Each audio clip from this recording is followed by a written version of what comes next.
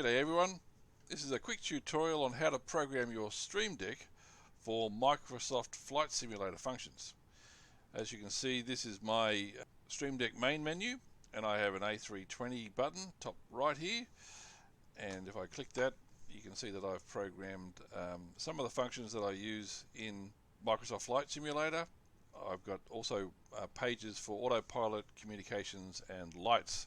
So if I go to lights, these are my lights, for example, and if I go to the simulator, you can see at the moment all the lights are on my aircraft, and if I switch any of these lights off, lo and behold, the lights turn off. So I can turn the logo light off, for example, and the logo goes off, etc. Landing light off, taxiing lights off. Basically complete control over all my aircraft lights, and I've got a button here called All, which I flick on and they all come on. Not only do they all turn on, the interior lights in the cabin turn on that button as well. So if I click the button again, All, they turn off, and if I go into the cabin like so, all the lights are off, as you can plainly see, and if I click that button again, the All button, then all the lights come on. So how do you do that? First thing you do is you go to More Actions and you do a search for Flight Tracker.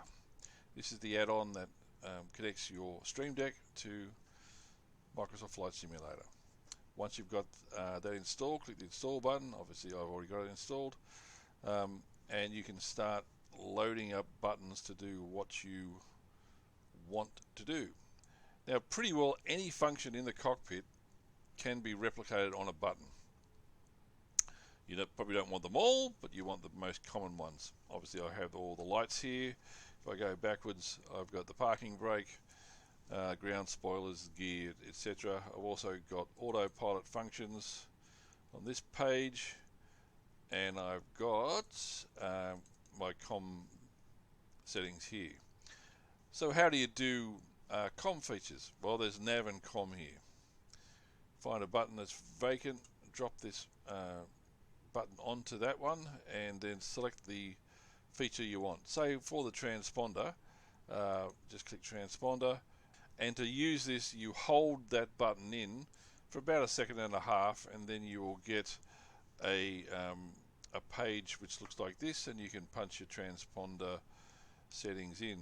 Let's punch in a transponder code, hold the transponder button down, 2225, enter, and there you go. The transponder has now reacted accordingly, and it's replicated on the Mimic panel on my Stream Deck. The same with the communications channels. Hold down the COM1 button, you're given a numpad, so let's 1255, press enter, and then your standby frequency is now 1255, and then to switch to it you just tap the button and you swap back and forth. So hold the button to change, tap the button to swap. What about the other functions, the lights, for example? Well, what you need is two lists, and they are linked in the description, and the lists are these. I'll just move these on. You need this page. This is a list of all the events, which is a button push typically in Flight Simulator, and you can see there's a list of over 1,000 button pushes, supported in all the different types of aircraft there are. And there's a second list which is the values that are stored. So for some buttons you need both of these things. So some toggle buttons you only need the first one, but where you are storing a value, or you want to retrieve a value or detect a value, then you would need both. Let's go for the logo light.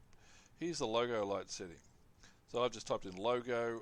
In the text I've said show title, so that word appears on the button, and I've bumped up the font to 11 points here, and I've got two items. The toggle event is on the first list, which is toggle logo lights.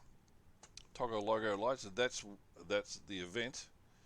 And to make the button change, you've got to detect the value, which is light logo on, which is in the second list here, that there are two values, light logo and light logo on. So I've used light logo on, and so when I hit the button, it turns the logo on and off with the event, and it also detects in the second part of it that the state of the logo light, and then it swaps my preset icons. I've created a couple of graphics for on and off, and you don't actually need them.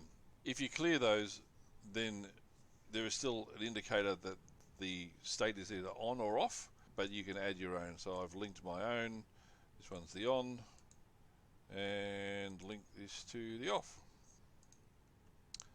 And so now when I switch back and forth, I get a different graphical indicator. The all light button is all lights toggle, and that's the only thing that you need. And so when I hit that button, it toggles them all off and all on, including the landing light. So you're likely to blind the tug operator, but then again, he's just animated, so it's kind of a victimless crime.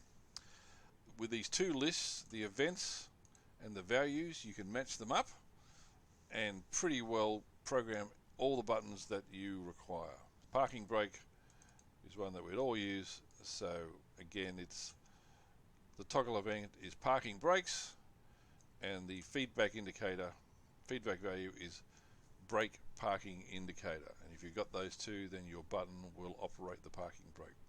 I hope this was helpful. If you think it was good, click the like button. Don't bother subscribing. I may never do another video again. This is Wingnut. Thanks for watching.